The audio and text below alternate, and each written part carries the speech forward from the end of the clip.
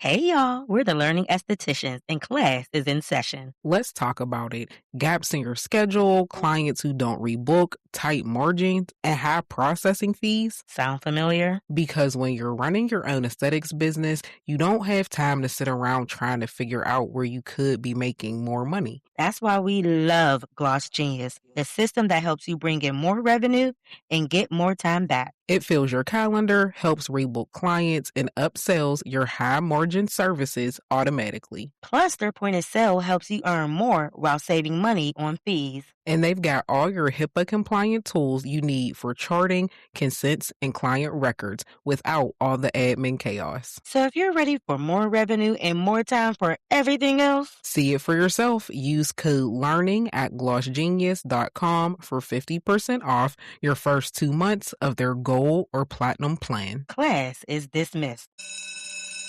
Just a quick interruption. When I was recording this episode, it was getting good to me. So if you want to jump ahead straight to the lessons lounge, you want to jump ahead to about the 39 or 40 minute mark. I did not mean to digress and go like I did. I also want to express that there will be some explicit language used in this episode as well. Thank you for listening. Enjoy this episode. Welcome to the Learning Estheticians Podcast, where growth meets glow, science meets soul care, and protocols meet personal growth. This is the community for estheticians, students, and beauty professionals who believe learning does not end at graduation. We stay curious, stay connected, stay teachable, and keep a student mindset. From the heart to the treatment room, we want you to grow and glow from within and help evolve that light. Because being an esthetician is not just about knowing what to put on somebody's skin, it's about understanding the science, honoring your scope, building community, and becoming the professional who knows how to care for the whole person, including themselves. Today, we're getting into the copper peptides discussion, the blue serum ingredient that has the skincare girlies and wellness girls and peptide people all talking. But baby, all peptides are not the same. We are breaking down amino acid, peptides, proteins, copper, GHKCU specifically, topical use versus systemic peptide conversations, and how to talk about it all without turning one ingredient into a miracle. If this is something you want to chat about, stay around, hang a bit, and let's get ready to get our learning here on the Learning Estheticians. The more you glow, take it everywhere you go. Everywhere you go. We're empowered, intentional, doing so care. Elevate, share, get it all right here. Good vibes, good time. Everybody get your learn on. Everybody get your grow on, go on. Everybody get your shine on. Right here's where it's at all the time. Oh, everybody get your learn on. Everybody get your grow on. It's your girl, Rated Lex, Naomi Alexis, Big Mama. You know, however you may know me. What's been going on? You know, we like to have our little chat before we get into all of the show. And actually, I'm excited to talk about explicit content today because this actually came from a real life situation. And not just one, a cumulative of situations, but one situation that happened recently that made me think about it. And I was like, you know what? I need to have a conversation around this. But before we get into explicit content, let's do a soul and vibe check, okay? How's today going? What do you need more of? What do you need less of? And what can we put to the side right now to focus on this moment, whether you're driving, listening to us in your ears while you're doing a service, because some of us service our clients with headphones in. If you are in the gym working out, listening to us, if you're at home washing dishes, whatever you're doing, what ways can you tap in right now to make this a beneficial moment for you? Because sometimes we have to multitask. So don't put the dishes down, honey, because I listen to podcasts while I'm driving. I listen to them while I am washing the dishes. I listen to it while I'm cleaning. But then sometimes it's hard because I want to take notes on some of the podcasts that I'm listening to. I'm normally like stopping and trying to type something in my notes or highlighting or like the transcript or like screenshotting it and saying, save this note so I can write it down later. But what ways can this moment be beneficial for you? And another thing I want to talk about, guys, I don't know if you guys saw this girl on it was on TikTok. And her name was like Cruel Rice or something like that. And she gets online and basically is crying, sobbing, and just all sad, and takes no accountability for an appointment she was late for. When you listen to this story, this girl is absolutely ridiculous. Like, her issue was not crying or being upset that she didn't get to get her hair done, because if I don't get my hair done, I'm going to cry and be upset. But if it's my fault, it is my fault. You cannot get online and just bash somebody's business and then leave a 1-star review for your failure, for your error. This girl talks about she was in LA, she was running late, she was on the highway, and then after she was getting off the highway, like, her timeline doesn't even make sense. You were already running late. She said something like she gets to the parking lot at 11:12. Then you got to walk clear across something because you didn't know it was in the mall. But you did say you did your research. But then you're saying that you got into the studio at 11:15. At 11:15 doesn't mean that you're walking in. Apparently the hairstylist needed more time, which makes sense. You're late. I can't give you what you requested in your time slot because you're no longer in your time slot. Then the girl goes on to say, maybe this is a LA thing. Girl, it's not just a LA thing. It's pretty much a around the way thing. People can wait and don't mind waiting, like maybe 10 minutes here and there, but you're not trying to push your next client back for a client that doesn't even care about how late they are and wants to blame you for not being able to service them. It is her right to want to be able to service her client, not feeling anxious because she's rushing or worried about the client coming in next. And you don't know what that client has going on after that appointment. And we are now in a world where we want to book our time slots and plan life correctly. So you can't just disrespect the service provider's schedule, policies, and the way that she sets up her day because you're late and just think she can accept you. Maybe she didn't have somebody later. If she decides to, come on, I'll take you regardless. But even if she wanted to stay in that time frame, didn't have a client later, and she just wanted to sit down and be still, that was her right as a service provider. This is just something that was on my mind as I was scrolling. Like, the parodies are hilarious. The remakes are hilarious because I don't like mean girl energy. This girl got on with a sob story that was with a mean girl energy that was dressed in a sob story. And I am glad that the way that the service provider handled it was beautiful. We'll insert her response as well, but I think that the way she handled it was beautifully done. And she showed empathy, but still, accurately told the story, didn't talk crazy about the girl, didn't come in there all hostile and aggressive. She literally just came on there, and it made me want to go book her. And she's not nowhere near me. She doesn't do any my type, nothing that I've seen that she would be able to do my type of hair, but I'm ready to book a girl and leave a review. Like, I want to leave a review on her girl. Like, I do not know this girl. I have not been serviced by her, but her humility, her tact, her politeness, her professionalism, the way she carries herself in the midst of adversity, I want to give her 5 stars. So we're going to insert those clips, and then when we get back, we're going to go into explicit content. Big news for the unemployed. This influencer got viral on TikTok for crying and crashing out against a hair salon because they couldn't do her hair after she arrived late to her appointment. She got called out for being entitled, and then she decided to make a long video to explain herself, and it did not go the way she planned. So it all started with this clip she posted on TikTok, which I assume she immediately posted after leaving the hair salon. Just went to go get my hair cut. My hair's not cut. And I will be writing a 1-star review for this place. Thank you very much. I love LA. Now at this point, we don't even know why the haircut didn't happen. Maybe the salon was closed, maybe a sinkhole swallowed the building. And the crying made it seem like they threw her out of the shop or something, which is not what happened. So she followed through with the review, and this is where the story begins to unravel. She basically blames the universe for her being late, listing every excuse from traffic to a broken elevator. She admits she blew past the 15-minute grace period, but she still feels like her clear communication of telling them she's gonna be late should have bought her a pass somehow. When the stylist told her there wasn't enough time to do the haircut properly, she seemed to have took it as a personal attack. She argued that because she's had to wait for other people in the past, she somehow should be allowed to be late now. She ended the review by saying she's shocked by the stylist's lack of humanity and claims she left sobbing and that this basically ruined her day. She also included a photo of herself crying, for good measure.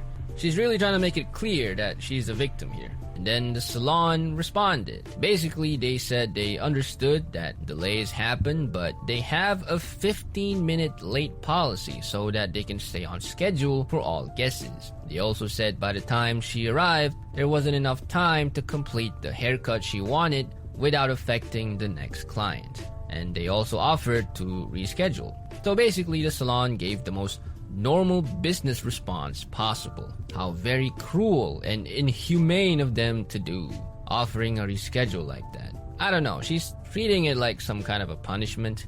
But if a stylist thinks they can't do the job properly in the time left, that's usually a good thing. I mean, you want the person holding scissors near your face to have standards, right? So after the internet told her that she was in the wrong, she decided to make a longer explanation video. Girl that was crying is back to give you a real explanation this time.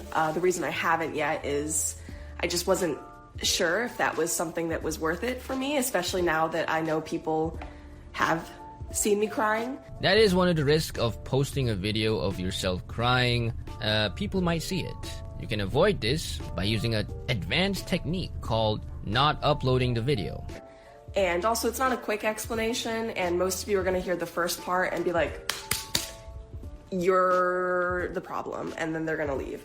So to anyone that actually wants to hear what happened and you stick around for like the whole story, this is for you. It's going to be a little long, so buckle up. Now, to be fair, she's right. A lot of people did hear the first part and decided she was the problem. The issue is that the rest of the story doesn't really change that. The day of the appointment comes around, and I get in my car, I put in the place, and it says 11:04 is my ETA. My appointment was at 11, but I know that it's rude to be late, even if it's like just a little bit, and I am really good about not being late, and it makes me really anxious because I had a mom growing up who was late to everything. You know how it is. And so I call, and she doesn't answer, and she calls me back once I'm on the highway. But before I get on the highway, if you live in LA, you know, there's this stupid fucking series of lights to get on the highway, and essentially I was stuck at the light for 5 light cycles. So her appointment was at 11, and when she got in the car to depart, the ETA was already 11:04. So even before the traffic and the universe apparently assembled a special obstacle course for her, she was already going to be late. I'm not even kidding, and I did not move maybe a car's length. And my ETA went up to 11:10. And like, what the fuck am I gonna do in that situation? Be an asshole and cut in front of everyone else like everyone else is doing and then sit in the intersection and get honked at? No. It's true, she should not commit traffic violations for a haircut. There was another option though. The only option was just to sit there, really. Like, how else am I gonna get there? I have to go on the highway. The other option was leaving earlier. And of course, there's also highway closures. And so she calls me back. My ETA still says 11:10. And, I tell her I'm doing my best to get there on time, and that, I'm afraid that the ETA might go up a little bit more because the traffic was like really bad. You know, when you're on maps and it says like police reported ahead, are they still there? That happened 4 times too. Like, everything that could have happened to stop me from getting there on time did happen. She's explaining why she was late as if a good enough explanation could force the appointment to still happen. Like, yeah, being stuck at a traffic light is annoying, but it's still your own fault that you were late, right? It's not like the stylist was hiding inside the traffic light, pressing the red button so you can't move.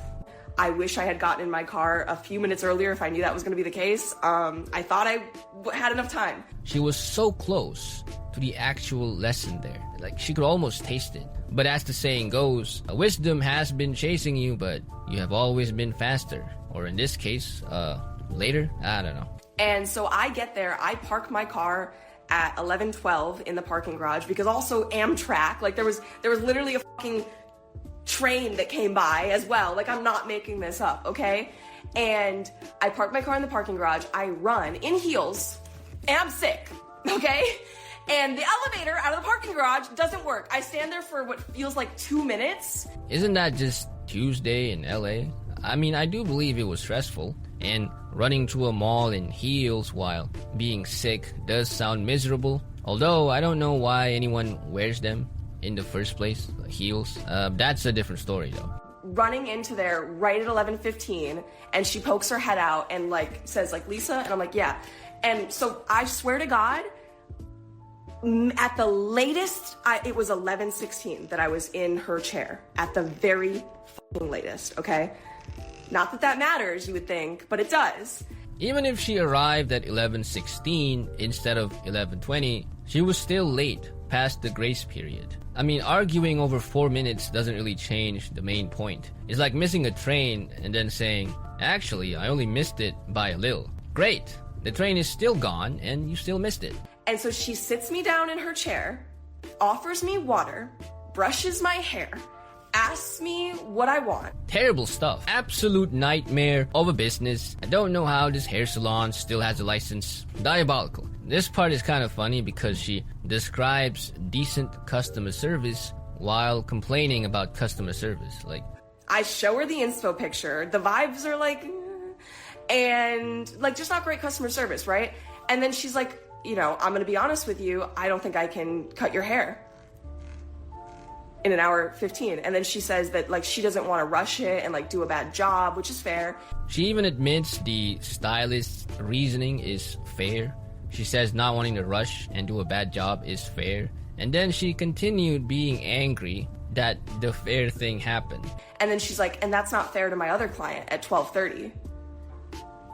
I don't know what to say to that. Like, a possible response could have been something like, okay, I understand. When can we reschedule? Like, I guess that's a very difficult thing to say. It takes years of training to unlock that ability. It sounds to me like the stylist tried to give it a chance, then realized the requested haircut needed more time than what they had left, and then decided to offer her a reschedule. I mean, that sounds pretty reasonable to me.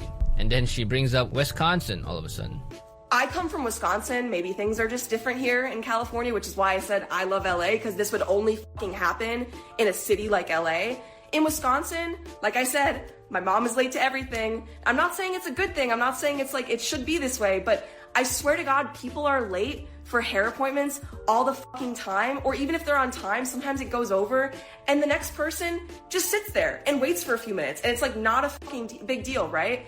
Now this is an amazing argument because it basically comes down to where I'm from, people tolerate this more. Also, this isn't really a Wisconsin versus LA thing. This is a you were late thing. And sure, some businesses will make exceptions, some won't. And sometimes a salon runs behind and the next person waits, and that does happen. But an exception is something that someone gives you. It's not something you can demand and then, punish them for not giving it to you. And so she says, I'm gonna have you come back tomorrow.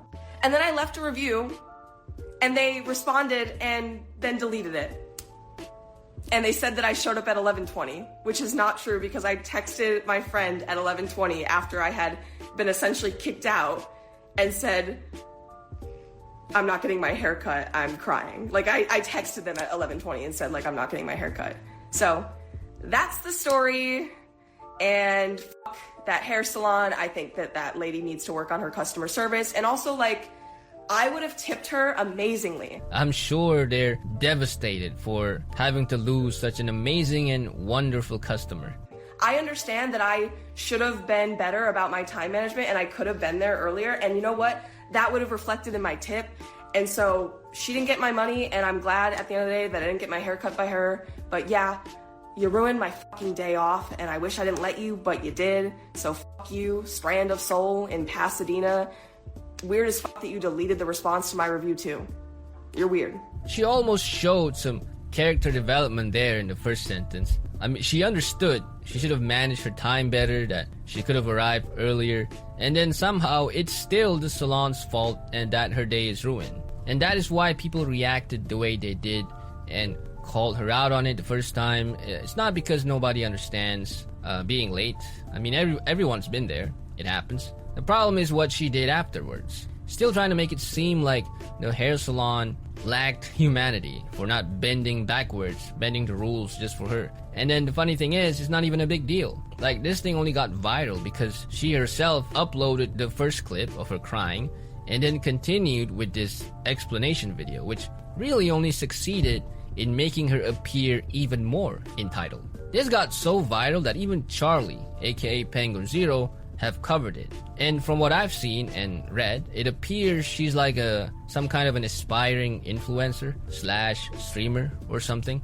She's a small creator, but she's bigger than me at this point. And I think this will pretty much destroy her influencer career, I guess, unless she apologizes and own up to it. I mean, right now her TikTok account is privated, I'm guessing from the backlash she's getting.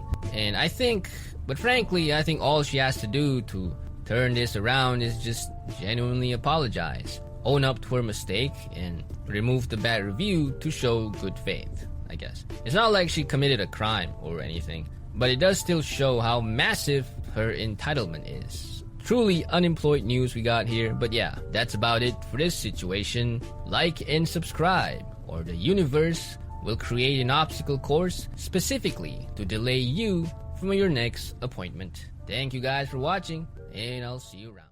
Go get my hair cut. My hair's... Hi, I'm Madeline, and I am the hairstylist that this whole drama is about. So, to give you a little explanation, if you want to go into the full story, you can totally click Lisa's original video, and there's this video and another video where she says fuck my business and fuck me. You can watch that and get the gist, but basically she was more than 15 minutes late to her appointment. I do give a 15-minute grace period. She wanted a very textured, layered haircut. I'm very detailed oriented. I don't like to rush, just like her. Rushing and being late gives me anxiety.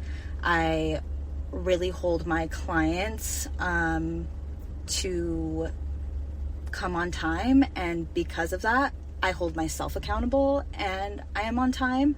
And I just feel like the door has to swing both ways, and unfortunately this was just me sticking true to my boundaries. Doing hair can be hard, and doing that can be hard. If you're a hairstylist, you completely understand that. I'm really not coming on here to bash Lisa.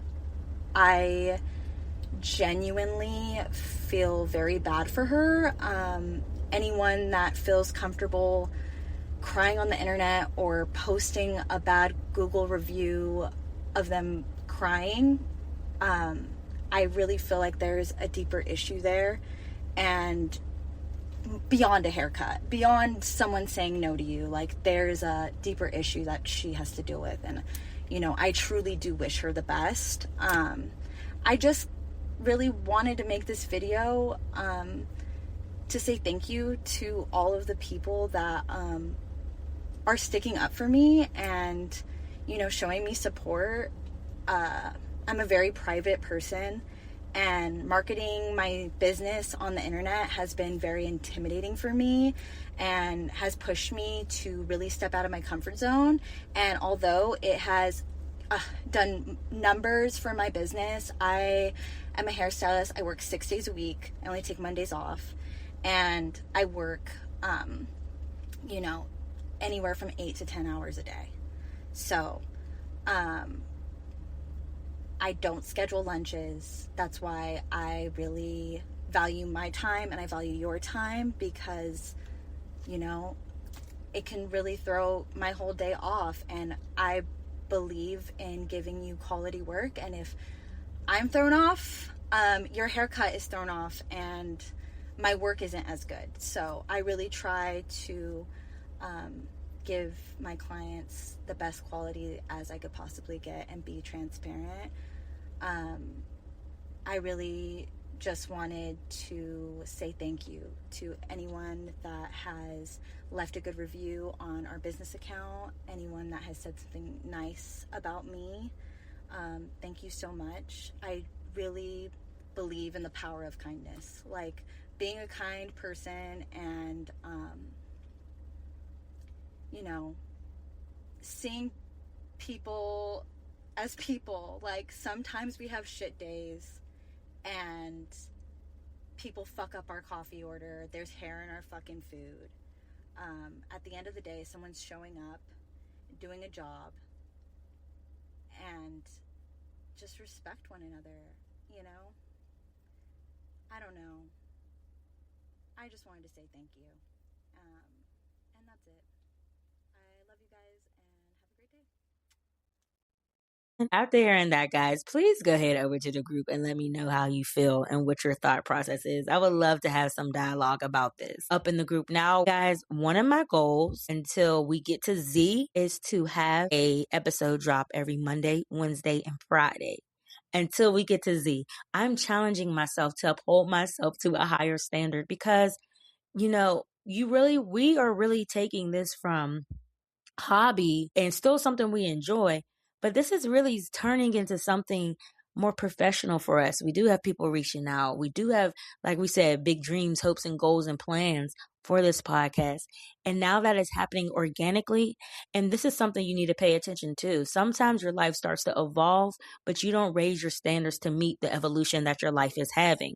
In order to keep up with the blessings and the new opportunities and what you may have manifested in all these things, you also have to call yourself to be that person to be able to keep what you're getting. If God gives you a blessing, you want to be able to maintain that blessing. And sometimes that comes with a change of habits, that comes with a change of routines and rituals, and it comes with a change of mindset. And mindset alone is something that you have to commit to changing every day, and sometimes every second and every hour. But in today's conversation for Lex-specific content, where the conversation is always rated Lex, and it's meant to make your soul glow, we're talking about conflict, communication, and what happens when people let one hard moment become the whole relationship. This can be friendship, family, dating, marriage, work, church, business, yourself, any relationship where there has been care, closeness, history, expectation, and even intimacy.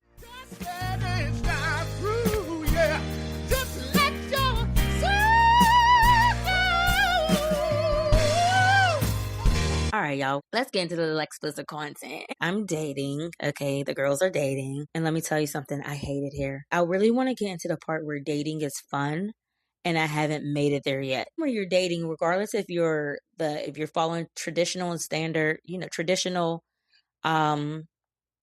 roles, I guess, where the man pays. I don't feel like the man always has to pay on the date as a lady. I feel like, of course, I want you to pay for the first date. That is what it is for me. Or, you know what, even if it's the first meetup, I don't think I would mind going Dutch. And it doesn't have to be we're going to dinner and a 5-course, this, that. I'm not one of those girls that's like, oh, the Cheesecake Factory is not a date. Child, Applebee's can be a date. Starbucks can be a date. Our local coffee shops can be a date. We can go to 412 Tacos here in Pittsburgh and go kick it at the park, and that's a date. A walk can be a date. I think we're getting so caught up in this dating world with what it looks like and if he takes me on this date, he got money, she got money. But do we have a connection? Can we have conversation? What's your emotional intelligence? Can I learn from you? Because I love when I can learn from a man. That's so he taught me something. Not the ones out here calling me big money. That's not it. And when I think about these things, I think about it because I want to be able to communicate with whomever's going to be in my life, because misunderstandings happen. So like I said, I'm dating, and the gentleman I'm dating or was dating, we got into it a little bit. I shared a job posting with him, and it just went kind of left. And I think he thought I was trying to offend him, but I was like, whoa, you said you were tired of your job. I wasn't trying to make you feel less or anything like that. That's when certain emotional intelligence and conversations come in. So he continues to just go texting me, just having a very big response to something I did that was so small, and I wasn't understanding this big response. But one thing, as a girly that is in therapy, a diagnosed diva, I always remember hysterical, historical. So if somebody's having a big response to something that, doesn't really seem warranted, and I'm not saying their emotions aren't valid, it's something that's historical or deeper, or something that was already in their mind, or they're thinking for you as the other person of as the reason as to why you're doing this. And so I was like, this response is kind of big for me just sending a job posting. Like literally screenshot it and sent it and was like, oh, you did say you want to start looking at a different job. This seems like it would be a good job for you. But he just kept going on and on and on. I'm like, oh my God. And just to make sure I wasn't tripping, I had to send it to some friends, both male and female, like, what's happening here? But getting back to the story and this big response that he was having and continuing to text me, I just was like, can you stop? Because it seems like you're about to ruin my day. And maybe that was wrong, guys. Maybe that was absolutely wrong. But it really was like, you're about to ruin my day off of me just saying, hey, here's a job opening that my friend had posted that I feel like would work for you if you are interested. If not, just say, oh, I'm not interested. And we move on. It was never that deep. And so after that, I went on with my day. I was like, I'm pretty sure. And when I say we're dating, we were like a little bit past the dating and more so in that situationship era. And I was at a cookout the next day later in the evening. And I'm just thinking, we both need to go to our corners and cool off.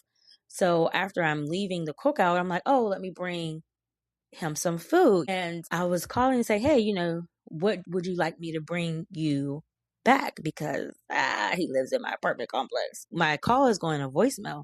I'm like, oh, maybe his phone's dead, So I text and it doesn't say deliver. And I'm like, okay. Then I realized I was blocked. And so I'm just like, wow, without any conversation, any type of understanding, any type of anything, you just decided to cut all ties. But this person claimed to care. And this has happened to me before. A group of my friends, we were all friends. One of our friends just stopped talking to a select few of us, and the select few of us never knew why. And it's just like, wow, were we not worth the conversation? Even if you wanted to have a conversation like, hey, I just don't want to do this no more. This isn't fitting for me. But just to be blindsided like that, it just was crazy to me. And I've heard people say they were in relationships before where a friend just ghosted them and they don't know why. And then one of my close friends sent me a video, and I'm inserted here, that really summed it up and made me want to bring today's conversation. So that long-winded way to get to the conversation about today, about how misunderstandings happen and people hear things wrong, people get emotional, people have bad days, people react before fully understanding, people say things in the wrong tone, and people carry wounds that get touched before they have words to explain what they are feeling. Sometimes people are just going through their own little situation, but healthy relationships leave room for conversation. They leave room for, hey, that hurt me. Can you help me understand what happened or why you did this or why you said this or, your thought process here, just room just to have a dialogue. And if that conversation and that dialogue leads to closure or parting ways, that's fine. Now, this does not mean every relationship can be saved. It does not mean you can tolerate disrespect, manipulation, gossip, silent treatment, public shade, blocking, or being made to feel disposable, or just, what's the word? Passive aggressiveness. And it definitely does not mean you keep begging for clarity from someone who has already made confusion their pattern. Okay. Because sometimes the pattern is the answer. So it can be on both sides. You have a friend that always just ghosts you or just stops talking, boom. Or you have a friend that you have to continue to have a conversation with, the same conversation. Sometimes you got to love them from a distance, and sometimes you can love them up close. But if every disagreement becomes a punishment, if every hard conversation becomes avoidance, if every misunderstanding turns into them switching up or moving against you instead of towards clarity, then it's just not one bad moment anymore.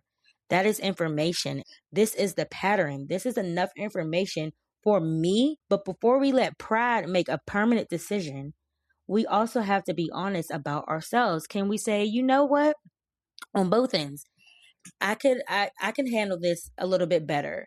Or, who's to say when you get in a dialogue or conversation with the person that has wronged you or hurt you, or, you're just having a misunderstanding, maybe they will say things like, it was not my intention to hurt you, but now that you explained it, I understand that I did. I can see how that affected you, or even I apologize. Protecting a relationship does not mean avoiding accountability on either side. It means to be able to hold both truths. Pride will have you defending your intention while ignoring somebody's experience. Ego will have you trying to win the moment instead of protecting the relationship.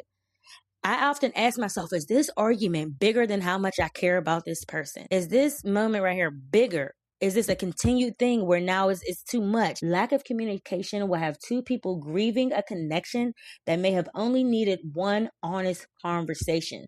So here's a sentence I want you to sit with. Don't let pride, ego, and lack of communication ruin what dialogue, conversation, and humility could heal. Not every relationship is meant to be saved, and not every pattern deserves another chance.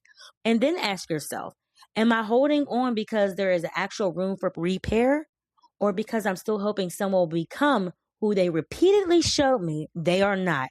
And one more thing. Sometimes people are in the middle of their own mess because Lord bless this hot mess that I am or have been. And sometimes you can be close enough to help them work through it, but sometimes the healthiest thing you can do is to support them from a distance for yourself and them. Distance does not always mean you stop caring. It does not always mean you're abandoning them. It can sound like I love you, but I cannot keep standing in the middle of this with you. I care about you, but I need healthier boundaries around how we handle conflict. I am here, but I cannot keep carrying something you're unwilling to address. And being on both sides of this, there is no problem with saying any of this. And then make sure you put things into action. And then another thing you can say to people, I'm willing to have a conversation when we can both show up with respect. When you're ready to talk honestly and respectfully, I'm here for you. You do not have to completely withdraw just because someone is struggling, but you also do not have to lose yourself trying to save someone from patterns they refuse to confront. Sometimes support looks like closeness, and sometimes it looks like space. Sometimes the relationship needs a conversation, and sometimes it needs distance. Wisdom is knowing the difference. So one final question I have before I go. Think about it. Am I creating distance to punish them, or am I creating a distance to protect peace while still leaving room for a healthy conversation and healthy growth? And remember, you don't got to go pick up something that is damaging or abusive to you at all.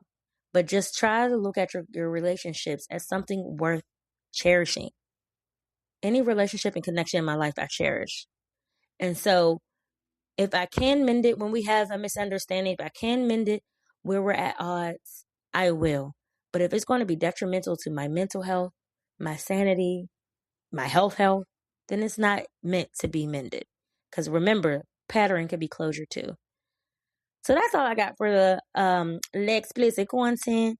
We're about to get ready to get into the lessons lounge. And I know, guys, this is like a longer episode. I didn't even mean for the whole beginning to be this long. I think I'm going to put in at the beginning of the episode, if you want to hop just straight to the lessons lounge, start at this number, because I didn't even mean to digress as much as I did today. But let's get into the lessons lounge where we're talking about C is for copper peptide. A friend who immediately turns into your enemy over a misunderstanding without wanting to clear anything up was always your enemy. Real friendship leaves room for conversation. It leaves room for questions, for honesty, for, hey, this hurt me, instead of silent punishment and gossip and shade or switching up overnight.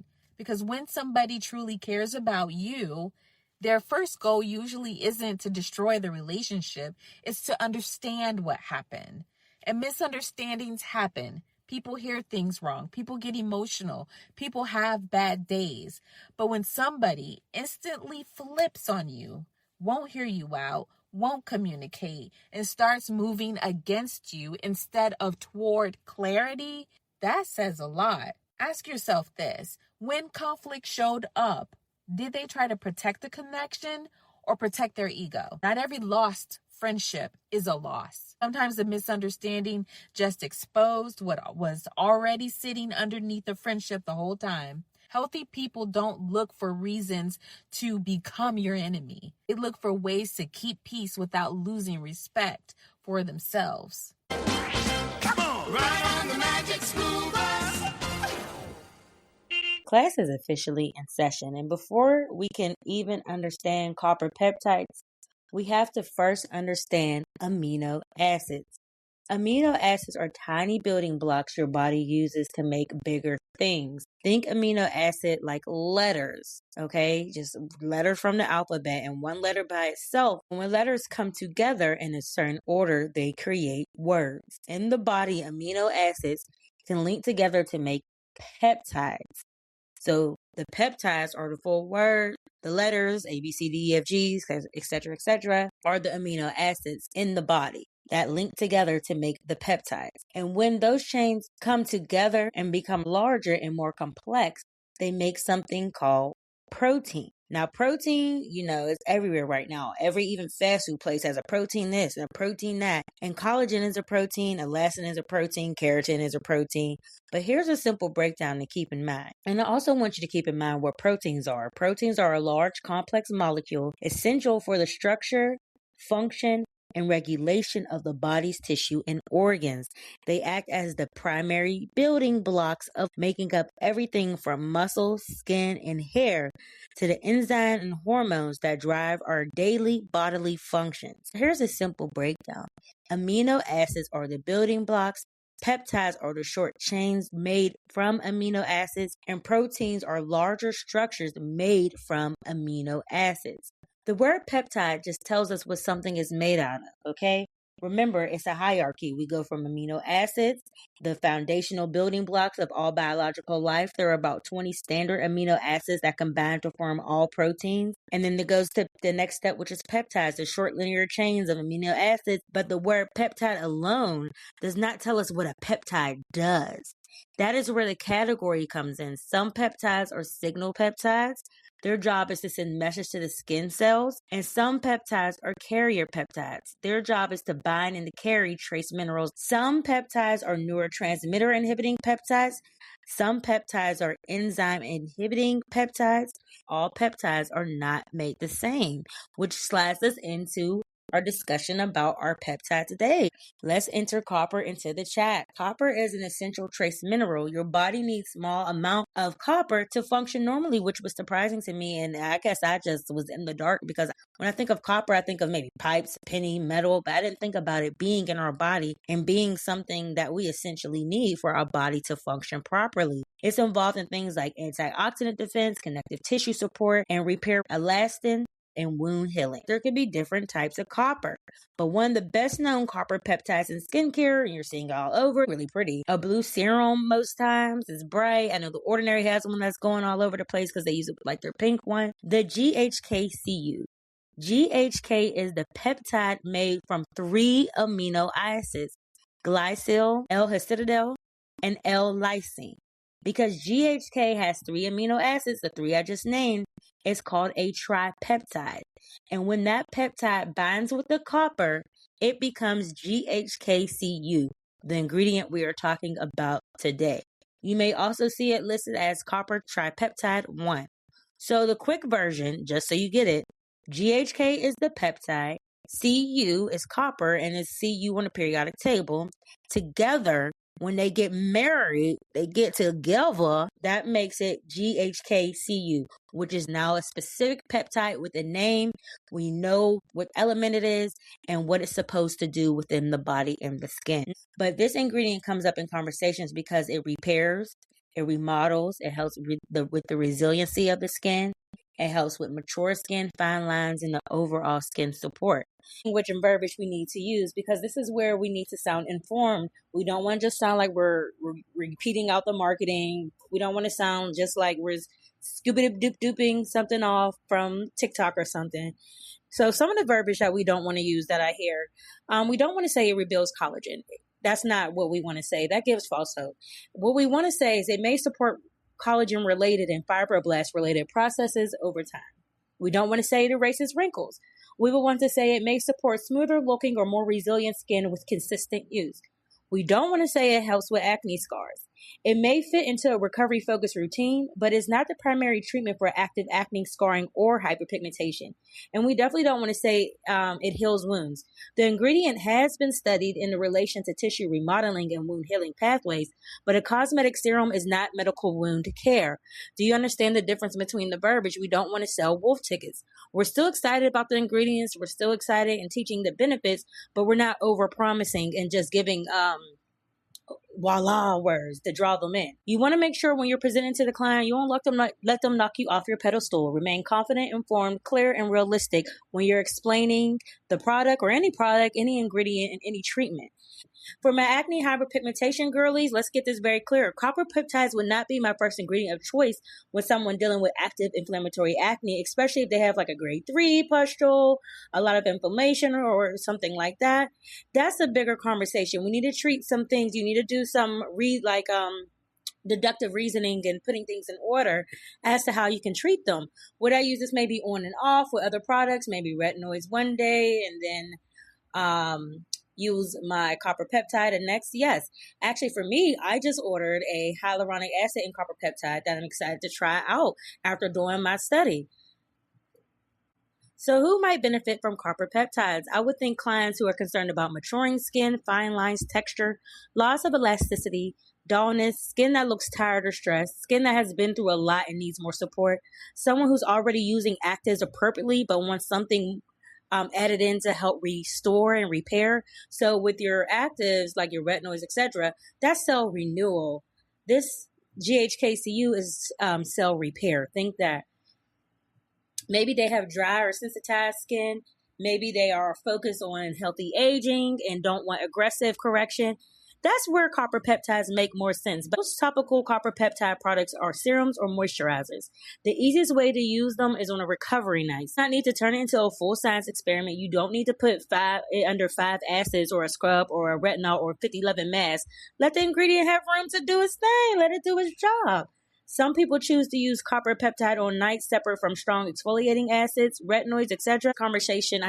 Before we leave this conversation, I do want to touch base that there are a difference between the peptides we put on the skin. And actually, I heard this is good for your hair too. I'm definitely going to try it because your girl got alopecia. But you can take it internally as well.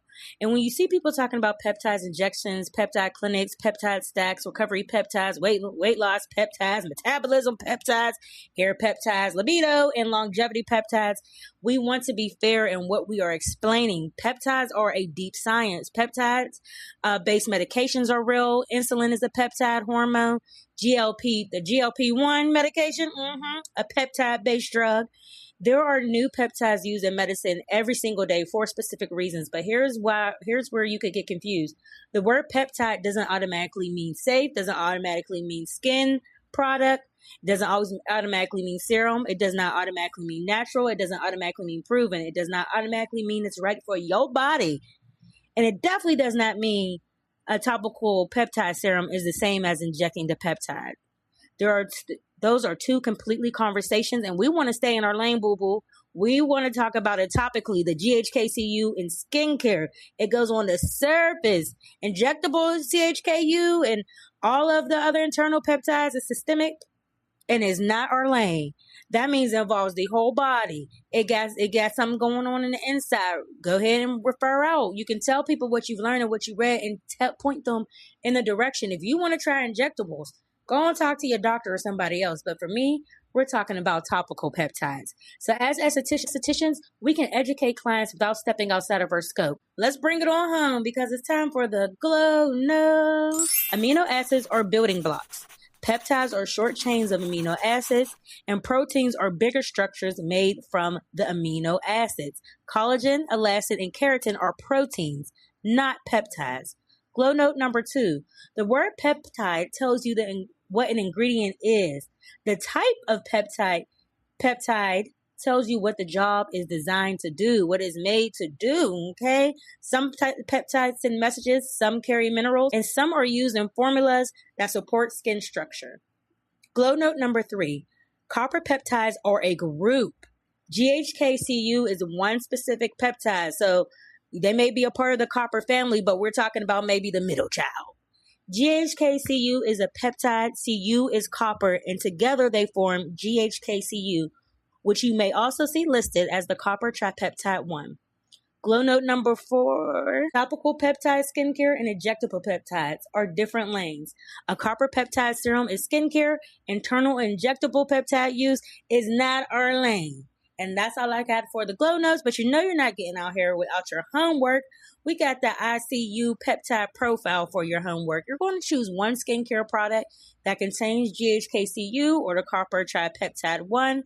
And then research it. What is the name of the product? Where does the copper or the tripeptide 1 show up in the ingredient list? What does the brand say the product will support? Which claims sound realistic based on what we learned on this episode, and which claims are capped? These are just a few of the questions you're going to answer in the homework that you'll find in our Esthetician study group. You know, before you go, I got to remind you about the Learning Estheticians study group. We're not just a podcast. We are a learning community. Also, make sure you follow us on Instagram and TikTok for education, behind the scenes moments, and the real Esty talk. And because we're not just here to collect protocols, we're here to build community. We're here to stay teachable, and we're here to learn together. Before we go, remember this. Copper peptides are interesting, but the lesson is bigger than one blue serum. Know the building blocks, know the category, know the ingredient, and know what it may support. Know what it cannot do, and know what is within your scope. And as always, everybody get your learn on. Smooches. Bye. The more you know, the more you grow. Take it everywhere you go. Everywhere you go. We're empowered, intentional, doing so care. Elevate, share, get it all right here. Good vibes, good time.